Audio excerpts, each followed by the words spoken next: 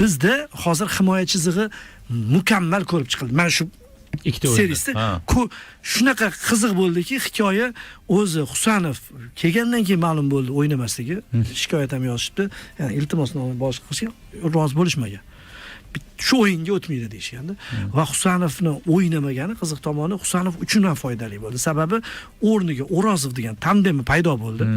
Uni ko'pchilik bilardi, hamma maqtardi, o'tgan yil ham liganing eng zo'r futbolchilaridan ramziy terma jamoa bo'ldi. Uni hamma biladi, Dinamoni ko'rib yurgan bilan. Keyin ma'lum bo'ldi, ikkalasi o'zi bunyodkordan chiqqani, ikkalasi Abramov davrida chiqqani, keyin ikkalasidan bittasi tanlanish kerak bo'lgan paytda O'rozov tanlangani. Abduqodir bu tomon yo'nalish olgan. Men bittasi yozibdi-da, yaxshi ham shunaqa bir xil odamlar ligani yomonlash uchun yozishadi. Abduqodir ko'ryapsizmi, tanish bilishchilikda boshqa desa, otasi futbolchi. Agar tanish bilishchilik ishlatadigan bo'lsa, faqat otasi aniq futbolchi o'smasa, o'ynay olmasligini bilgan futbolchi tanida biladi. Qaytanga sani gapingga paradoks, bu teskari. U shuni his qilgan, ya'ni o'sha paytda Abduqodir O'rozovdan yoshroq hamda. 2004 kelasi. Ya, tengdoshmi? 2004. Abduqodir 2004. 2004. Abduqodir 22 yosh-ku. Yoshi bir xilmikan? Ha?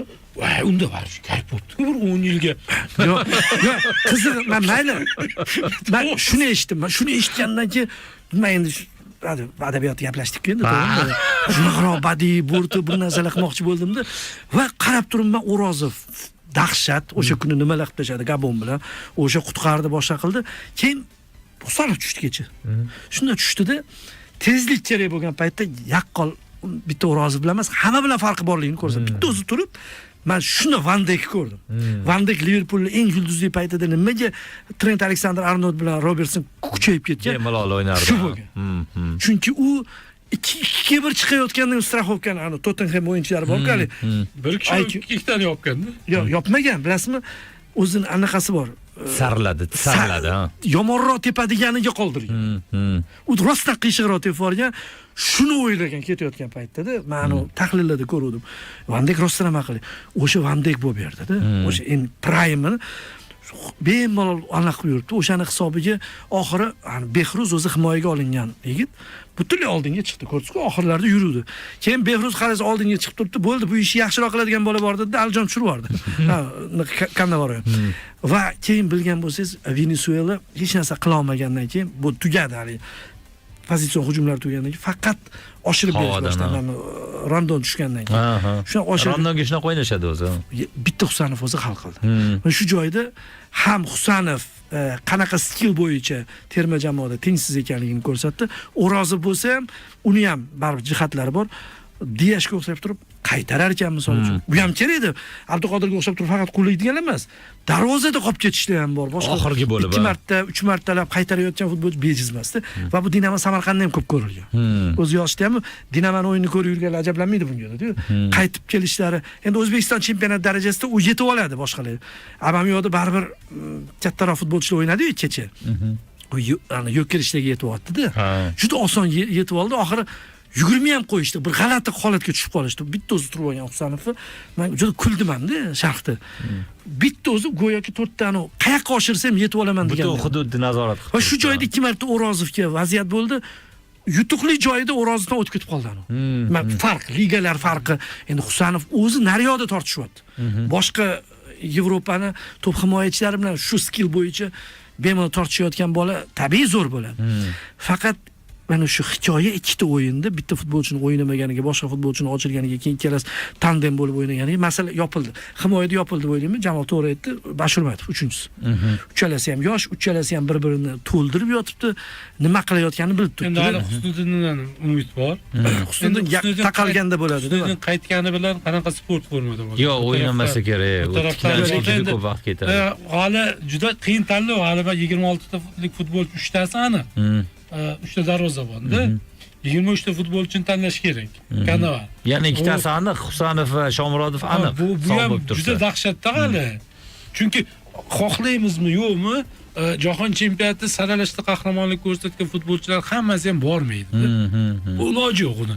O'tgan yilgi bilan bu yil siz sport formangiz bir xil bo'lmaydi. Boshqa bo'lmaydi. Kimdir qoladi. Biz hozir bilmaymiz kimdir qolishi. Ehtimol, ha. Kimdir yangi nom ketadi. Shuning uchun hali bu jarayon ham juda qiziq, hali oxirgi anaqani e'lon qilganda. Eng yomon tarafi Jahon chempionatidan oldin bizda juda katta muddat Jahon chempionatiga tayyorgarlik bosqichi bor. U yerda oxirgi tarkib bilan bormaydi. Eng yomon tarafi kimlardir Amerikada ortiqchaligini bilib qaytib keladi. Shunaqa qaytishga majbur bo'ladi. Ha, qaytadi. Mana shu Endi Amerika Yaxshi. Qo'shma Shtatlarni vizasini olgani yutuq bo'ladi.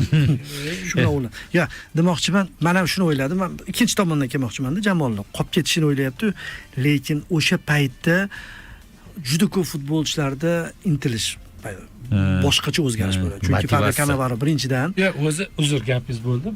Katans davrida futbolchilar ham harakat qilmay qo'ydi. Umuman foydasi yo'q deb. Hozir hamma futbolchilar ham anaqa Temirov deb Surxondan ham yigitlar chaqirishyapti. Surxon hozir Superligada qayerda? To'g'risi. hatto mana bu Iroq chempionati. Iroq chempionatida Temirov keldi. Shu Temirov 4 ta penalti tepgan ekanda. O'zi jamoasi mavsumda 4 ta penalti tepgan ekan, hammasini bu tepar ekan.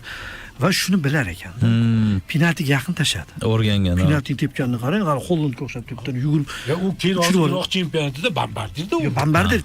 Hat-tricklar qilib yuribdi. Muhimi penaltini tepishi ham, sovuqqonligi, yuz. Ya, shu Temirov Sherzod ancha ulg'ayibdi, lekin oldingisidan ko'ra. Birinchi marta anaqada 5 ta penaltidan 5 ta urdi. 5 tadan 5 ta. Milliy jamoamiz tarixida kecha birinchi marta shu. Hatto oradan ham tepib qo'ygan. G'alaba qozonganlarimiz ham qaysidir xato qilganmiz-da bitta. Kecha 5 tadan 5 ta birinchi martami? Kecha 5 tadan 5 ta birinchi marta. Yo'q. Ha. Butun 92-yildan beri, ya. Uni oldingilardan ham beri. Muskamandada. U Muskamandadan oldindan beri. Muskamanda hozir kesib nima edi penalti deydi. Rostdan ham kecha juda ishonchli tepishdi. Chunki liderlar ham qolmadi-da. Bugun boshqa bir platformada aytdim. Bir tarafdan omadimiz ham kelyapti. Ko'z tegmasin, omadimiz bor-da. Terma jamoa so'nggi yilda biz jamoa sifatida boshqa darajaga chiqdik-da, boshqa saviyaga o'tdik. Shuning uchun borku, avvalgidek emas, men 3 ta sovrin yuta olyapmiz. Masalan, Yaponiya ham shunaqa yurardi-da. Yo boshqa biz havas qiladigan bizdan kuchli jamoalar shunaqa yurar. Ular qo'rqmas. Biz hozir Osiyoda hech kimdan qo'rqmaymiz. Masalan, muxlis sifatida men masalan hozir Osiyoda hech kimdan qo'rqmayman. Yapon bilan Karis bilan bitta qator turibmiz-da hozir. Hozir Eron, Saudiyalar qoldi. Endi Eron haqida bunaqa demagan bo'ladi. Eron haqida bunaqa demagan. Kuchli to'rtlikdamiz xullas. O'sha qatorda. Biz Erondan qo'rqmaymiz. Eng tepida hech kimdan qo'rqmaymiz. Shunisi juda muhim. Hech kimdan qo'rqmaymiz qisqasida. Shu darajaga keldik, endi shunda omadimiz ham kela boshlaydi-da. Omadimiz ham kela boshlaydi. Men boshqa bir platformada aytdim, masalan, kechagi Abduvohidning xatosi. Juda qo'pol xato. Ya to'pga chiqdi, to'p osmondan o'tib ketdi. Nester shunaqa xato qilsa 2 ta gol o'tkazardi. Bitta emas. Bitta vaziyatdan ikkita. Ya bitta vaziyatdan 2 ta o'tkazardi. O'shalarni ham ura olmayaptilar raqiblar. Biz uni nimani hisobga olmayapmiz? Ashurmatovning chiroyli toza to'p o'ynalgan anaqasi bilan yutib ketdi. Avval Anzur Ismoil bilan Islom To'xto'xo'jayev naryoqda qolib ketgan bo'lardi. To'p bu yoqqa kelgan bo'lardi, to'p bir narsaga tegib bu yoqqa ketardi, Nester bu yoqqa yiqilardi. Ikkitasi darvozaga borib urib ketardi. Bir-biriga oshir. Hozir mana Gabon bilan ham shunaqa o'yinlarimiz qarang. Darvoza bilan qoldi degan paytingiz o'roz paydo bo'lyapti. Kim chiqib o'shanda Abduvohid chiqib ketdimi Gabon bilan o'yinda? Yo'q, bunda o'tkirida. Ha, o'shanda o'tkir unaqa odat yo'q edi. 2 yil oldingi o'yinni qilib berdi. Ha, nima unaqa qildi u? Endi hali yonib ketdimi? Juda anaqasini tiklik. Yo'q, u yoqqa chiqish shart emas edi-ku, himoyachilar bor edi-ku. Qisqasi, shu hozir shunaqa holatda. Nomini qarang, Gabon o'zi. Ish qilib shu omadimiz ham, anaqamiz ham shu jahon chempionatida ham o'zimizga qamroq bo'lsin. Lekin o'sha gap. Jahon chempioni hech kim haqiqatan jahon chempionligini kutmayapti bu jamoalar. Lekin Osiyo chempionati, Nimaga endi? Agar jahon chempionatini nomida kap degan so'z bo'lsa, olish mumkin. Alain kap oldik. Alain kap yutdi. Kafa yutdi. Series kapni ham yutdi. Seriesda kap yo'q edi lekin. Kap yo'qmidi? Kapmasdan ham yutyapmizmi? Endi katta ketamiz. Kap qo'ymiz ham mayli. Mayli. Katta o'qamiz. Borib olsak bo'ldi.